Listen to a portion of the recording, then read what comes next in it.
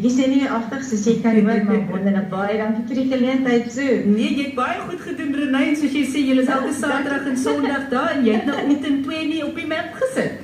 Ek het omtrent 2 op die map gesit. Yes, baie dankie vir jou. Baie goed dankie te sterkte sien. vir almal te Martha. Totsiens, Renée. Mooi bly. Totsiens, Kaka. En nou, totsiens. Die my laaste een op die lyn van vandag het nou vir my 'n baie interessante, ek wil dit noem, is dit 'n fees wat voor lê? Renée, goeiemôre. Goeiemôre, hoe gaan dit? Nee, fantasties. Jy moet nou vir my sê, is dit 'n fees? Is dit 'n kulinaire fees? Wat het julle aan die gang? So, ek is besig om kulturele en kosfees uit te bring. As jy nou van hier in Gems hou, dan is Kluivenhoef beslis die een om te ontdek.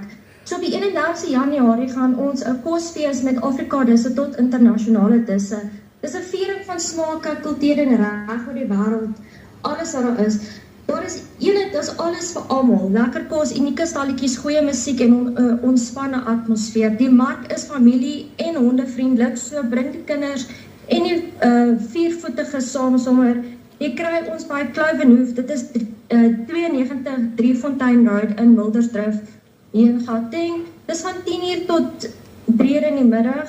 Dit is net 'n lekker atmosfeer. Ons gaan so ek doen 'n maandelikse mark daarso ook. So elke mark is 'n verskillende tema vir verskillende goedjies. So volgende maand het ons 'n NPO vir non-profit organisations en is 'n charity mark en 'n piknikmark.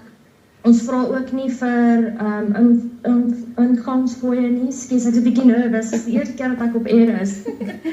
Maar ja, nee, so hierdie mark is maar net om klein besighede te help. Dis waarvoor ek